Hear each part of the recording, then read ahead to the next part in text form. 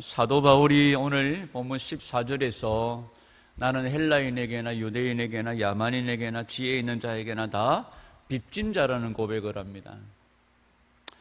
오늘 우리가 이 빚진 자에 대한 사도 바울이 이야기한 이 빚진 자의 의미에 대해서 우리가 함께 살펴보기를 원하고, 우리도 이 세상 살아갈 때에 복음의 빚진 자로 또 복음의 빚을 갚는 그런 저와 여러분들이 되기를 간절히 소원합니다. 성경에 보면 이 빚에 대하여서 사도 바울이 두 가지로 설명을 해요. 자기는 빚진 자이기 때문에 빚을 갚는 삶을 살고 있다고 말해요. 근데 로마서 또 8장 이후에 가면 우리 보고 빚을 지고 살라고 말해요. 빚하면 참 우리가 잘 알잖아요, 그렇죠? 빚은 져야 됩니까? 말아야 됩니까? 빚은 어쩌든지 갚아야 되잖아요. 근데 사도 바울이 나중에 뒤에 가면 너희들 빚 좀 지고 살아라 이렇게 말해요. 무슨 빚을 지라고 말해요? 사랑의 빚은 지라고 말해요. 사랑의 빚을 지라고 말해요. 오늘 우리가 이 말씀들을 우리가 함께 살펴보려고 합니다. 자, 사도 바울은 자기 자신이 빚진 자라는 고백을 합니다. 이 빚진 자를 생각하기 위해서 우리가 한번 다른 본문을 가지고 한번 접근을 하려고 하는데요. 마태복음 6장에 보면 예수님께서 가르치신 주기도문이 나옵니다. 주기도문 가운데 6장 12절에 보면, 마태복음 6장 12절에 보면 우리가 우리에게 죄 지은 자를 사하여 준 것 같이 우리 죄를 사하여 주옵소서 하는 장면이 나와요. 그죠? 그래서 우리는 이 본문을 대할 때마다 마태복음 6장 12절에서 우리가 우리에게 죄 지은 자를 그러니까 저 사람이 나한테 죄를 지었는데 내가 저 사람의 죄를 용서해 준 것처럼 하나님 내 죄도 용서해 주십시오. 우리가 이렇게 생각을 해요. 잘못된 해석입니다. 그러니까 먼저 내가 다른 사람들의 죄를 용서해 줄 테니까 하나님도 내 죄 용서해 주세요. 근데 그 구절에 나오는 단어들이 원래 그런 의미가 아니에요. 자, 우리가 우리에게 죄 지은 자를 사하여 준 것 같이 할 때 거기 나오는 죄라는 단어가 무슨 단어가 쓰여졌느냐 하면 성경에 거의 대부분 신약 성경에 거의 대부분 죄라고 하는 단어가 무슨 단어를 쓰느냐 하면 하마르티아라는 단어를 써요. 여러분 세례 교육 받을 때에 죄가 무엇입니까? 하면서 목사님들이 설명을 하면서 죄는 관역을 벗어난 것이다 하는 그런 의미로 설명을 한 경우를 들어보신 적 있으시죠? 이 하마르티아라고 하는 죄라는 것은 관역을 벗어나다 하는 그런 의미를 가지고 있어요. 관역을 벗어나는 거, 화살을 쏘았는데 관역을 벗어나가지고 2점짜리 0점짜리도 못 떴어. 관역을 아예 뚫지를 못하고 저 멀리 달아나버린 화살을 우리는 죄라고 얘기를 해요. 또한 한 가지 그 관역에 미치지 못하는 것도 죄에 포함되어집니다. 그래서 신약 성경의 죄라고 하는 단어는 하마르티아라는 단어를 거의 사용을 합니다. 마태복음 1장 21절에 우리 예수님이 이 땅에 왜 오셨습니까? 자기 백성을 뭐해서? 자기 죄에서 구원하시려고 예수님이 이 땅에 오신 거예요. 거기서 자기 백성들의 죄를 얘기할 때 사용되어진 단어가 무슨 단어일까요? 하마르티아래요. 관역을 벗어나다 하는 단어예요. 자, 하나님이 아담과 하와를 창조하시는 장면들이 성경에 나오는데요.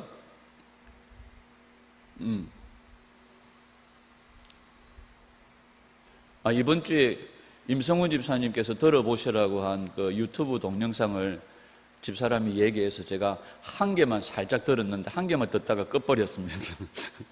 거기 보니까 셋째 날에 하나님이 사람을 창조하시고 여섯째 날에 또 사람을 창조하시고 셋째 날에 창조하신 사람은 영의 사람이고 여섯째 날에 창조하신 사람은 육의 사람이고 이렇게 얘기하길래 그냥 꺼버렸어요. 자, 임성훈 집사님도 그거 들으면 안 되겠다고 미리 연락이 오셨어요. 자, 우리가 아담과 하와를 하나님 창조하실 때에 아담을 먼저 만드시잖아요. 그죠? 자, 금방 얘기한 건 잊어버리십시오. 셋째 날에 창조하시고 뭐 이런 거 없습니다.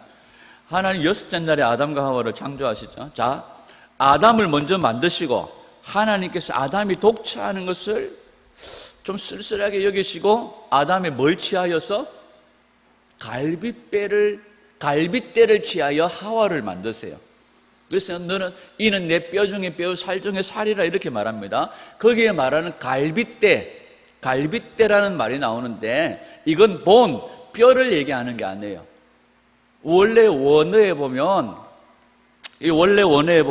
째라 이해하기 쉽도록 아담의 옆구리를 째가지고 이 갈빗대를 취하여서 하와를 만든 거예요. 이 갈빗대라는 단어가 째라라는 단어가 쓰여졌는데 원래의 단어는 갈빗대라는 의미보다는 한 부분이라는 그런 의미를 가지고 있어요. 한 부분. 그러니까 신랑과 신부는요, 한 부분 한 몸이에요. 아멘. 아담과 하와는 한 부분이기도 하지만 한 몸이에요. 그래서 이 체라라고 하는 단어는 갈빗대라고 하는 것은 한 부분이라는 의미를 가지고 있어요. 자, 쉽게 얘기하면 신랑이 다른 신부를 내 한 부분으로 취해버리면 이게 뭐가 되어져요? 죄가 된다는 거예요. 그래서 죄라는 것은 내가 다른 한 부분을 이 신부라는 온전한 신부를 내 한 몸으로 취해야 되는데 취하지 않으면 그게 뭐가 되어집니까? 죄가 되어지는 거예요. 죄가 이런 의미라는 겁니다. 그래서 갈빗대는 한 부분인데 내가 신랑과 신부가 한 몸이 되어져야 되는데 이건 신랑과 신부가 한 몸이 되어지는 것을 교회와 그리스도 하나님과 우리의 관계를 이야기해 주는 거죠. 그러니까 다른 말로 하면 하나님이 우리에게 말씀을 주실 때에는 우리가 이해할 수 있는, 인지할 수 있는 수준에서 말씀을 주세요. 그래서 이 율법이라는 것도 하나님은 우리 인간이 인지할 수 있는 수준에서 이 율법을 주시는 거예요. 말씀을 주신 거예요.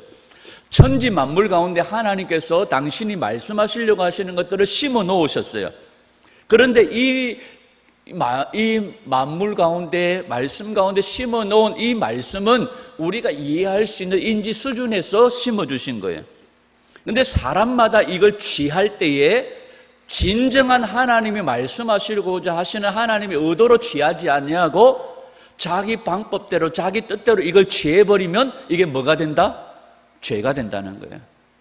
그래서 성도는 진짜 하나님이 우리에게 의도하시고 말씀하시고자 하시는 진리를 구하고 탐구하고 연구하고 준행하는 것이 진짜 필요해요. 안 그러면 이스라엘 백성들은 율법을 얼마나 사랑했습니까? 그런데 이걸 가지고 뭘 삼아버렸어요? 자기들의 정통과 규례와 자기들의 조상의 유전으로 바꾸어버리고 변질시켜버린 거예요.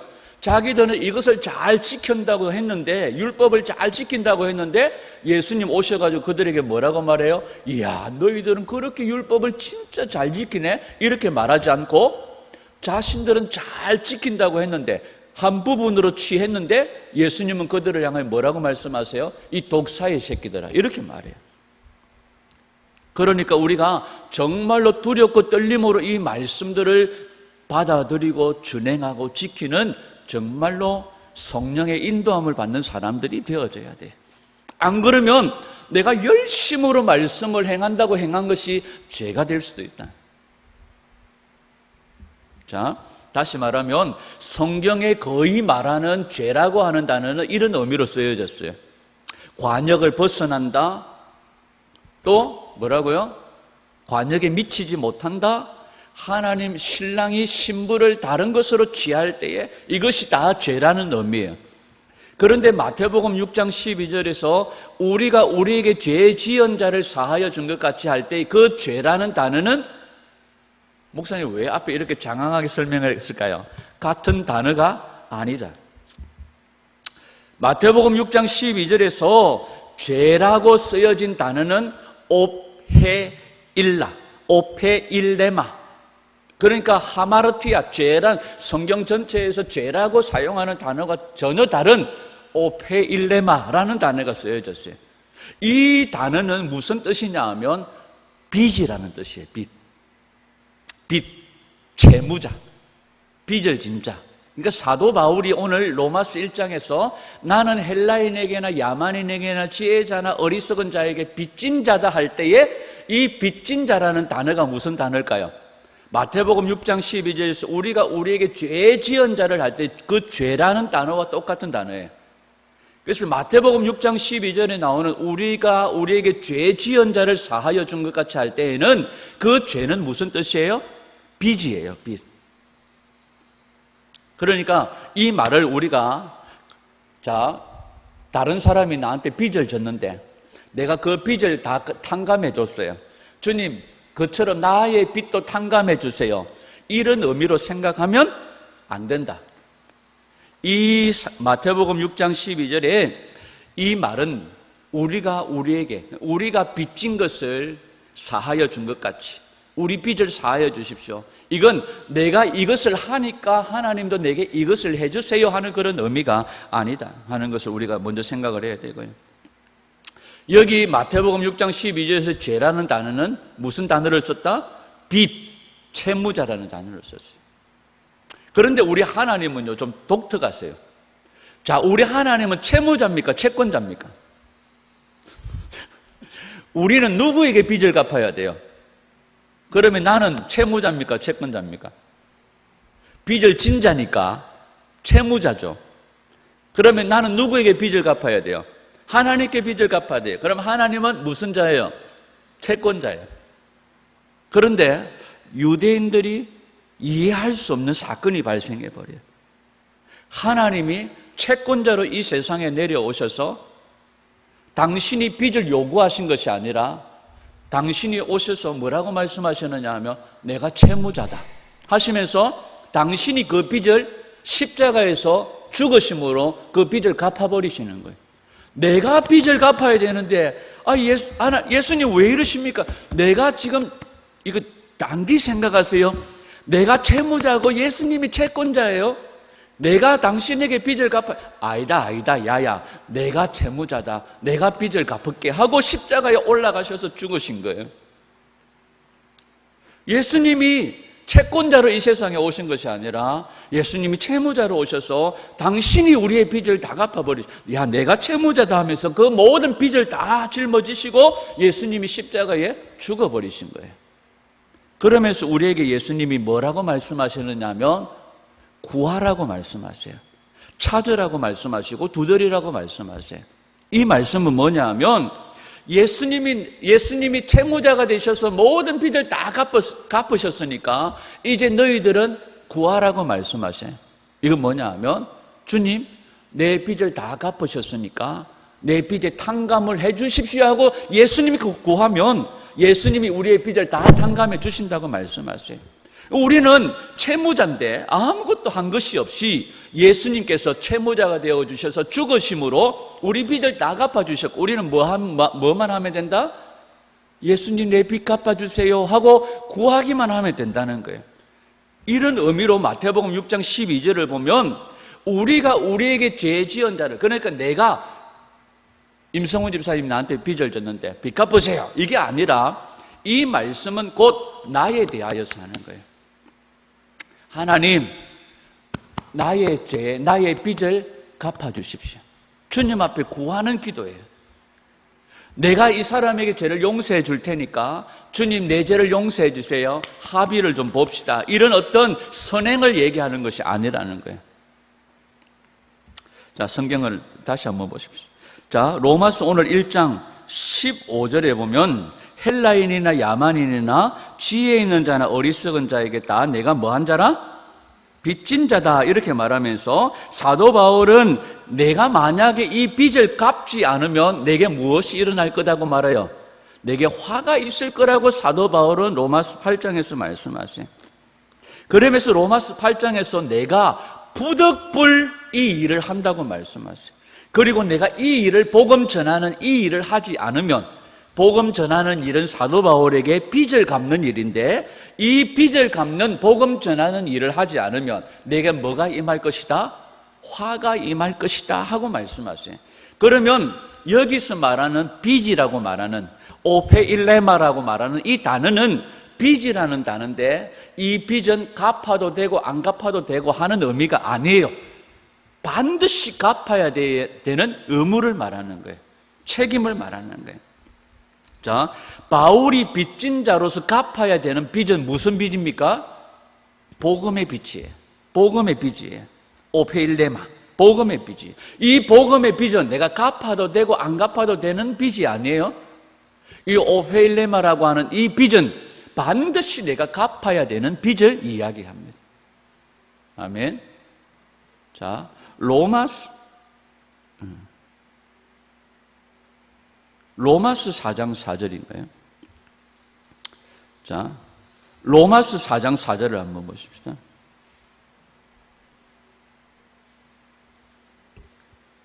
시작. 일하는 자에게는 그 삭시 은혜로 여겨지지 아니하고 보수로 여겨지거니와. 여기 보수라는 단어가 나와요.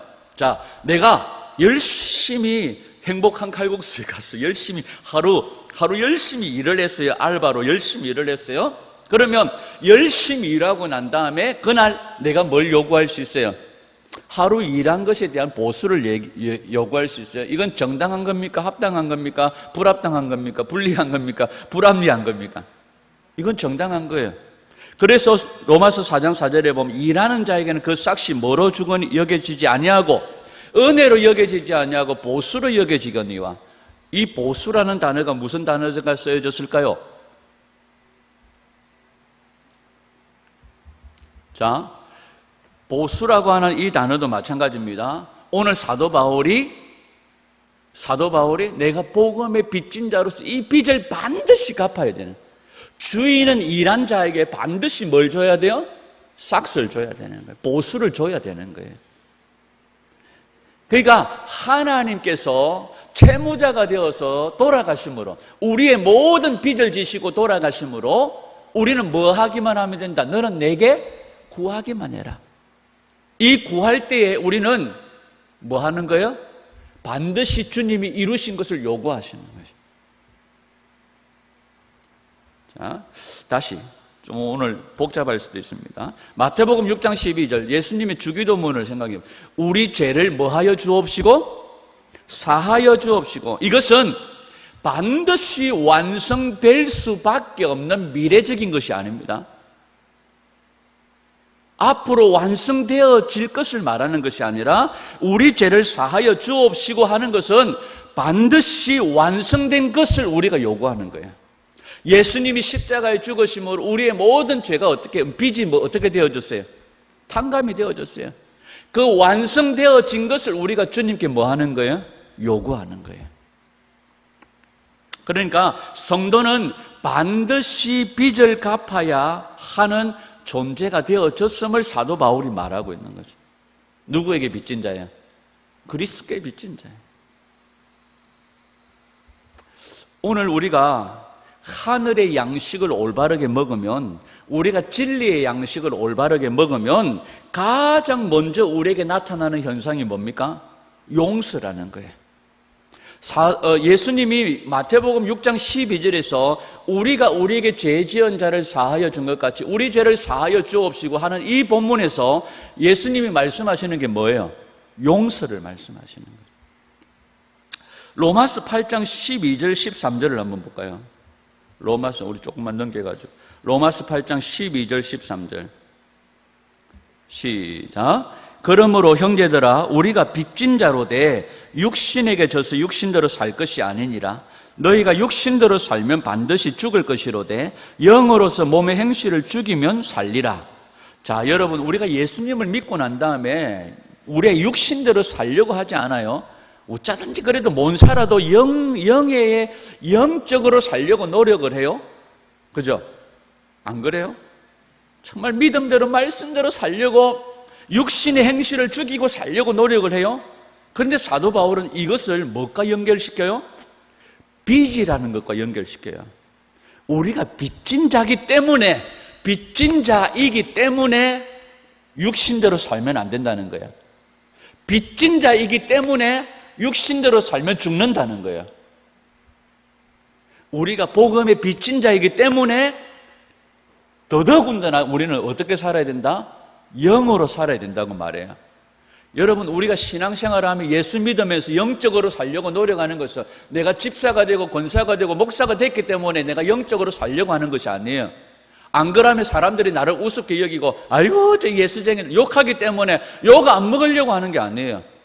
이건 뭐 하는 것이에요? 빚 갚는 거예요. 복음의 빚을 갚는 거예요.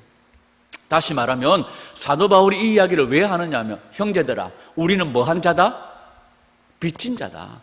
빚진 자인데 당연히 이 빚을 갚아야 되는데 육신으로 빚을 갚으면 죽는다. 육신으로 빚을 갚으면 죽는다. 그러나 영으로 육신의 빚을 갚으면 산다. 사도 바울이 이 이야기를 하고 있는 거예요.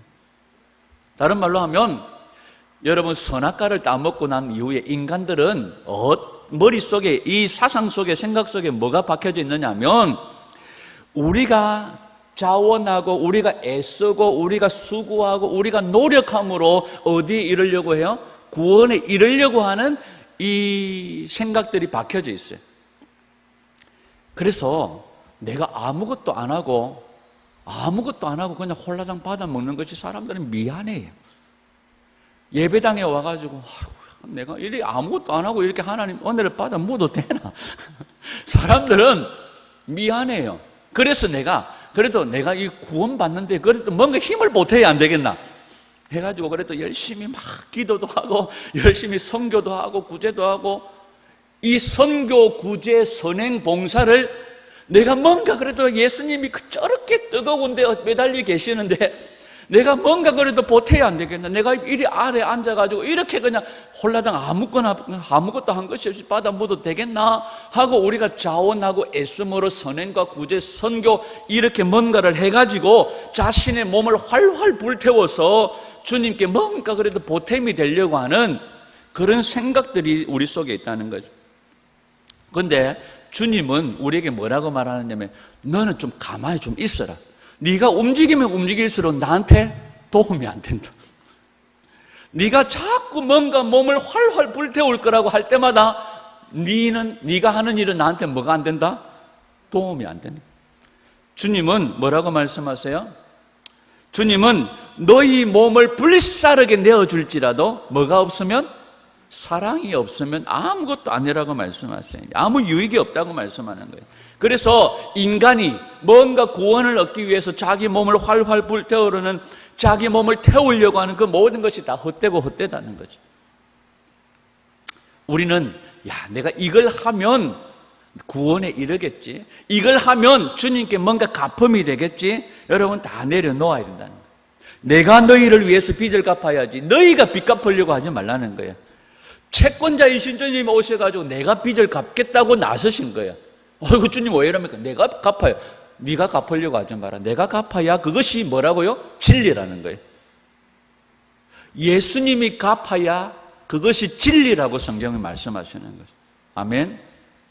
여러분, 예수님이 내가 너희를 섬기는 나라가 하나님의 나라, 내가 너희를 위해서 빚을 갚는 그것이 진리.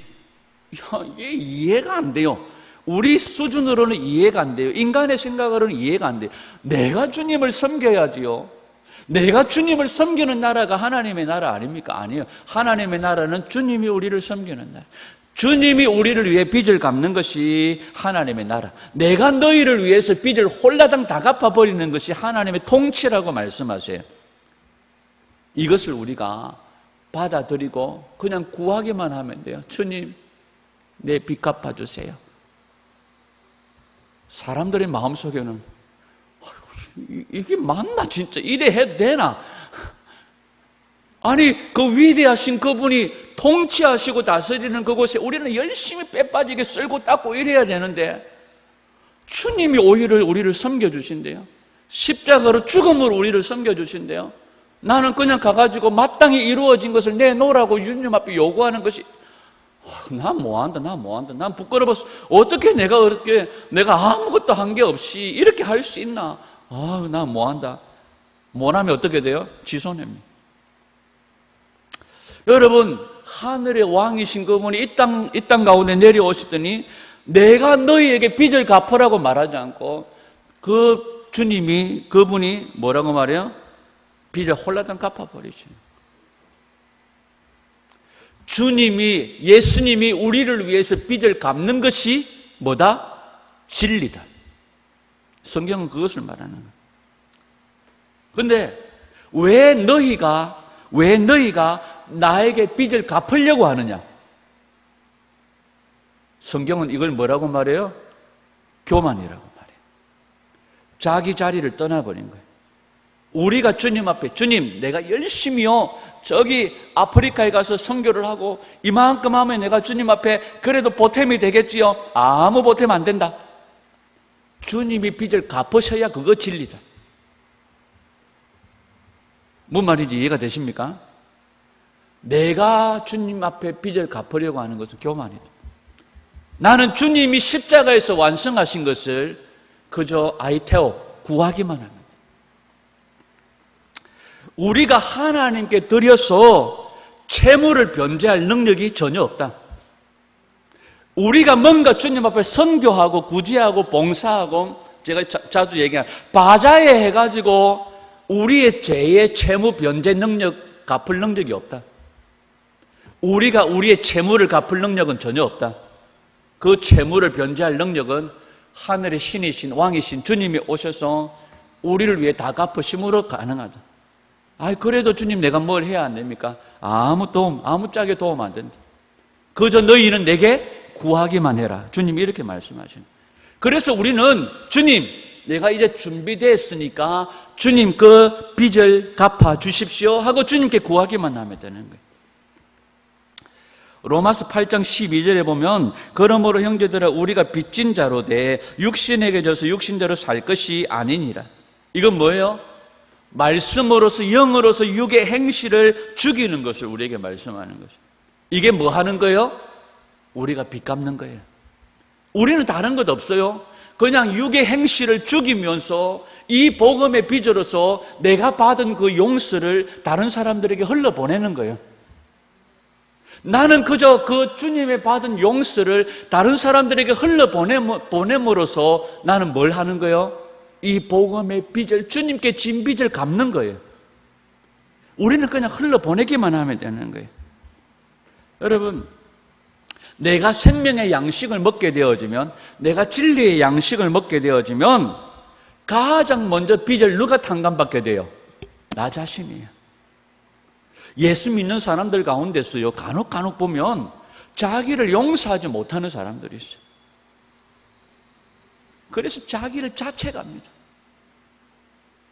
목사가 돼가지고 그리 기도 안 해가지고 이러면서 자기를 자책해요. 자기 자신을 용서를 못. 이거 인간아, 네가 그래가지고 목사가 이래서 하면서 자기를 어떻게 해요? 자책을 해요.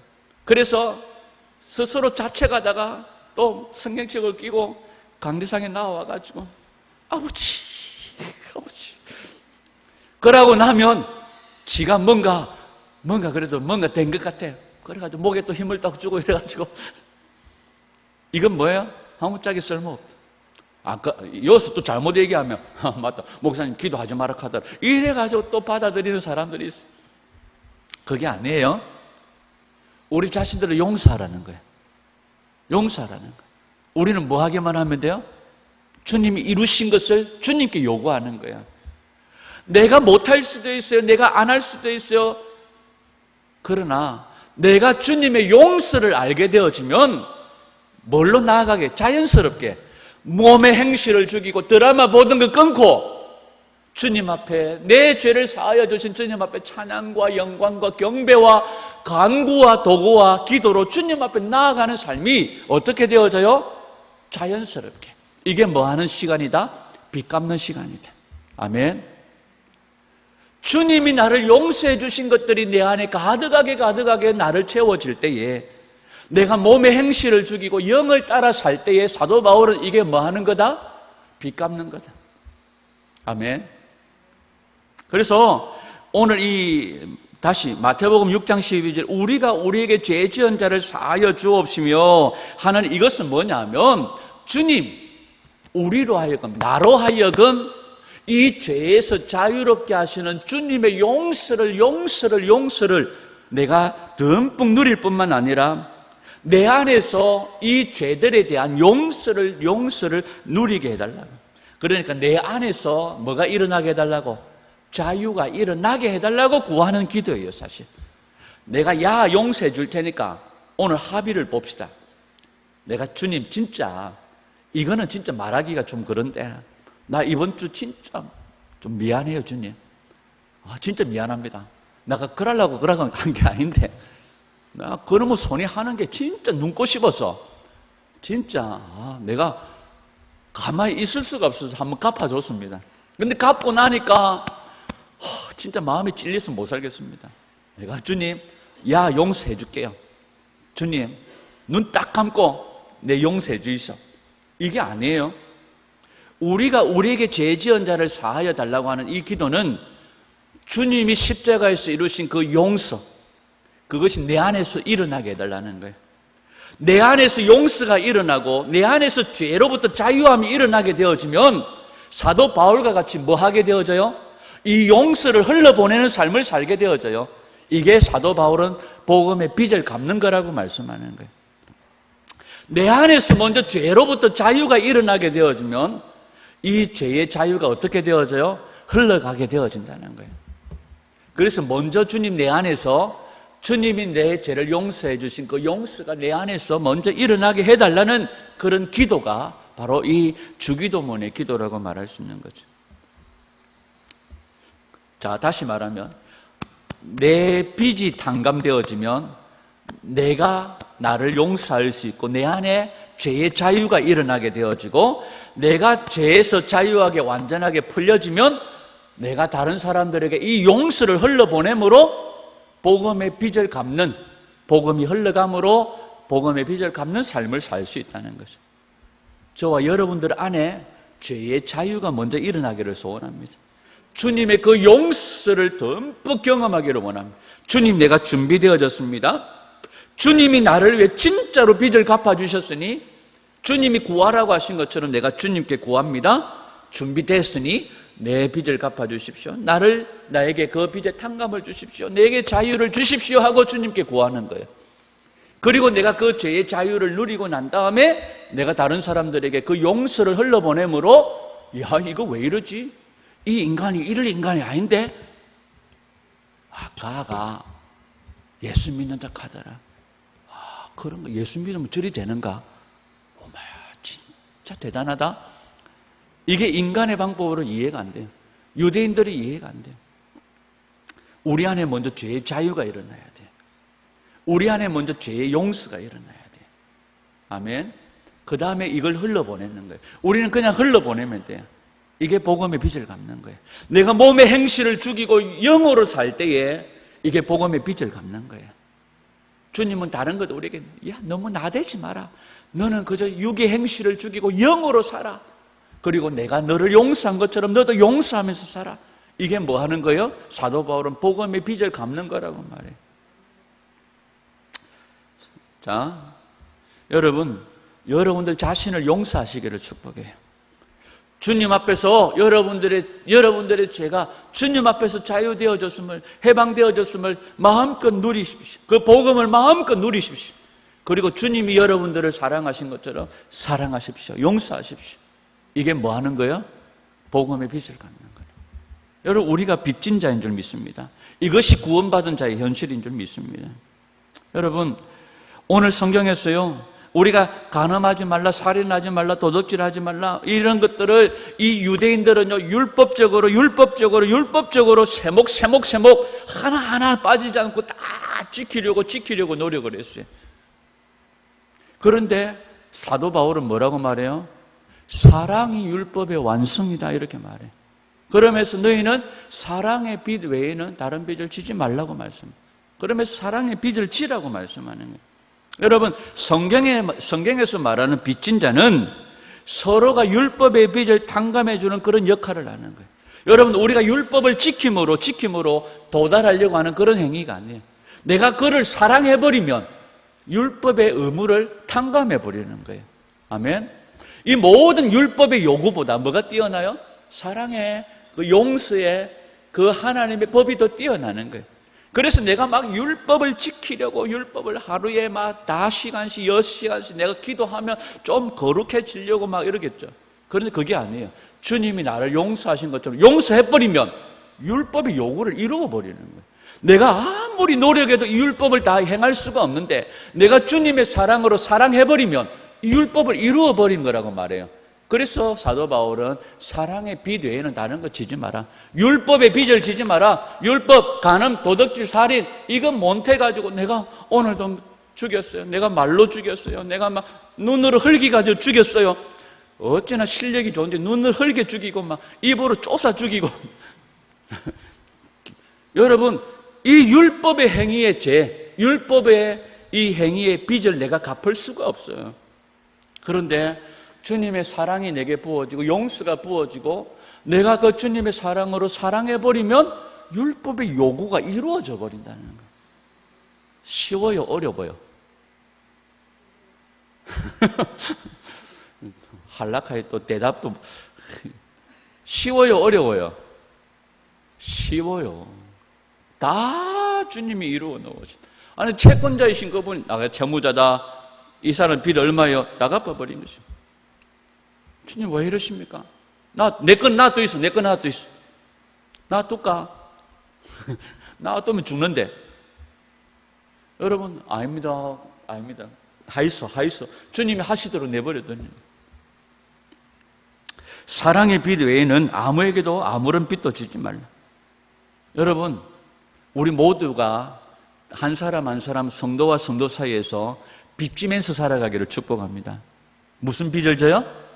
율법의 행위의 빚이 아니에요. 사랑의 빚을 지면서 살아가십시오. 그래서 내가 막 오늘 권사님 내 빚 갚으러 왔어요 하면서 사랑의 빚으로 갚아버리는 거예요. 오늘만 내가 집사님한테 빚을 좀 갚아야 되겠어요. 사랑합니다. 사랑과 용서로 빚을 갚는 거예요. 아멘. 이게 사도 바울은 자신이 예수님께로 복음의 빚을 진 자로서 복음의 빚을 갚는 거라고 말하는. 자, 성경에서 말하는 빚진 자는 우리가 서로에게 말하는 율법의 행위가 아니에요. 율법의 빚을, 율법의 행위, 율법의 빚을 탕감해 주는 거예요. 율법의 빚은 내가 이렇게 하면 이 사람이 나의 이를 반통가리가 냈어. 율법은 어떻게 해야 돼요? 온나. 이빨 꽉 깨물어라. 해가지고 그 상대방의 이빨을 어떻게 해야 돼요? 반통가리를 내야 돼요. 이게 어려워요. 친다고 쳤는데 반통가리가 안 나고 온통가리가 나면 다시 대라. 네 봤지 이거? 나는 네 반통가리 냈는데 네가 반통가리 낸다고 쳤는데 온통가리가 다시 대라. 쳤는데 아이고 옆에 게 또 빠졌어. 이러다 보면 막 평생 치고받고 싸워야 돼요. 이게 율법의 행위예요. 이게 율법이에요. 그런데 사랑의 빚은 뭐예요? 주님이 아무런 조건 없이 내 죄 사하시고 용서하신 것처럼 목사님 막 됐어요. 이게 용서예요. 내가 어쩌면 막 됐어요. 이러다 나중에 또 싸움 붙고 이러면 안 돼요. 그저 우리가 사랑하고 용서하며 이 율법의 모든 요구를 뭐 해주는 거예요? 탕감해 주는 거예요. 여러분 율법의 요구들을 보십시오. 내가 다른 사람의 소를 맡아가지고 잠깐 보관하고 있는데 이 소가 어디 갔었는지 없어요. 그러면 어떻게 해야 돼요? 내가 또 제사장한테 가가지고 내가 소 안 훔쳤어요. 막 서약하고 맹세하고 근데 또 소가 찾았는데 죽었어. 그러면 또 그 죽은 거는 또 지가 갖고 물러주고 막 이렇게 해야 됩니다. 그런데 주님의 복음의 빚은 어떻게 갚아요? 내가 소유자 부세 됐어요. 소는 또 사면 되지 이게 쉬워요? 근데 주님이 우리에게 이렇게 하신 거예요. 다른 사람의 소를 빌려다가 밥 갈다가 소가 갑자기 쩔뚝하더니 다리가 부러졌어요. 주인한테 소가 내가 그런 게 아니고 지가 고랑이 잘못하다가 지가 삐끗해가지고 다리가 부러졌어요. 괜찮아요. 정형외과 가서 기부사하면 되지. 이게 뭐예요? 사랑과 용서로 율법의 빚을 갚는 거예요. 근데 오늘 사도 바울은 자기는 무엇에 빚진 자다? 복음에 빚진 자다. 근데 이걸 우리가 잘못 해석하면 안 돼요. 봐라, 목사님이 이 복음에 빚진 자라고 해서 봐라 전도하라. 그래, 전도. 오늘 말씀의 결론 전도해라 이게 아닙니다. 전도해라, 선교해라가 아니에요. 그럼 하지 마라 하는 갑다. 잘 됐다 또 안 해도 되는 갑다. 꼭 이리 생각하면 안 된다겠죠. 복음의 빚을 갚으라는 것은 뭐냐면 우리가 이 복음으로 뭘 얻었어요? 자유를 얻었어요. 생명을 얻었어요. 나는 그저 흘러보내는 거야. 왜? 사도행전 1장 8절이 뭐예요? 오직 성령이 너희에게 임하시면 너희가 권능을 받고 온 땅끝까지 내가 뭐 되는 거예요? 증인되는 거예요. 이건 해도 되고 안 해도 되는 것이 아니에요. 이 오페일레마, 이 빚이라고 하는 이 단어는 무슨 뜻이라고요? 반드시 내가 갚아야 될 의무를 얘기합니다. 그래서 사도 바울은 자기가 복음의 빚을 반드시 갚아야 될 사명자로, 증인으로 이 복음을 그저 흘러보내는 거예요. 삶 속에서 흘러보내는 거예요. 자기가 더 나아가서 흘러보내는 거예요. 여러분, 우리가 주님 앞에 나와서 우리가 채무자로서 주님 앞에 이 빚을 갚아야 되는데 하나님께서 채무자가 되셔서 이 땅에 내려오신 거예요. 이게 하나님의 계시예요. 이게 하나님의 성육신이죠. 그런데 빚 갚으신 이 일이 하나님의 진리라고 성경은 말씀하시는 거죠. 우리의 빚을 다 탕감하시고 다 빚을 갚으시고 하나님을 내가 빚의 탕감을 받는 즉시 하나님은 뭐가 되어지는 거예요? 하나님은 다시 채무자의 자리에서 주님은 내려오시는 거예요. 다시 말하면 주님은 이 땅에 채권자로 내려오신 것이 아니라 채무자로 내려오시는데 주님이 나의 빚을 다 탕감해 주시는 것이 진리인데 내가 그 모든 주님이 하신 일들을 다 받아들이고 내 안에 죄 용서가 일어나고 빚의 탕감이 일어나게 되어지면 주님은 다시 여전히 계속해서 채무자로 있는 것이 아니에요. 주님은 어디로? 하나님의 자리로 회복되시는 거예요. 아멘. 다시 말하면 맨날 예배당에 나와가지고 주님 내가 이래가 구원받은 게 맞습니까? 용서해 주이소. 용서해. 그래 네 죄가 다 사해졌네. 아멘 하고 돌아가 또 그 다음날 와가지고 또 용서해. 주님은 평생 뭘로 계셔요? 빚을 갚는 채무자로 계셔. 근데 내가 주님의 그 자유를 누리고 이제 내가 세상 속에서 사도 바울처럼 복음의 빚을 갚는 자로 살아가면 됐네. 이제는 하나님은 채무자의 자리에 계속해서 계시는 것이 아니라 하나님의 자리로 회복되는 거예요. 이 죄의 자유 안에, 은혜 안에 살아갈 때 우리가 하나님을 하나님 되게 여기시나. 아멘. 하나님을 하나님 되게 만드는 거예요. 하나님께서 나에게 이 약속들을 주셨고 이 복을 주신 줄 믿습니다. 여러분 이 죄의 자유함을 누리십시오. 그래서 사도 바울은 육의 행실을 죽이며 살라고 말하는 거예요. 육의 행실을 죽이지 않으면 나도 죽지만 여전히 하나님은 우리 가운데 뭘로 계셔야 돼요? 채무자로 계셔야 돼요. 여러분 영으로 살면 내가 복음의 빚을 갚는 거예요. 내가 이 용서와 사랑을 흘러보내면 율법의 빚을 갚는 거예요. 하나님으로 하여금 하나님 되게 하는 거예요. 이 복음의 빚을 세상 가운데 사랑과 용서로 섬김으로 흘러보내는 자들이 되기를 원합니다. 주님이 내게 보여주신 그 사랑으로 사랑하는 거예요. 이게 사도 바울이 말하는 복음의 빚진 자라는 거예요. 예수님이 마태복음 6장 12절에서 우리가 우리에게 죄 지어 이건요 내가 이걸 할 테니까 이걸 해달라 이게 아니라고 그랬습니다. 내가 먼저 주님의 죄와 용서와 자유를 듬뿍 누리고 나를 용서하게 되어지면 나도 다른 사람들을 용서하게 되어진다는 거예요. 오늘 이 복음의 빚을 갚는 사랑으로 빚을 갚는 영으로 빚을 갚는 믿음의 성도들이 되시고 먼저 자유를 누리시고 이 자유를 흘러보내는 먼저 용서를 듬뿍 누리고 이 용서 사랑으로 사랑의 빚을 갚는 복음의 빚을 갚는 귀한 믿음의 종들이 다 되어질 수 있기를 주님의 이름으로 축원합니다. 기도하겠습니다.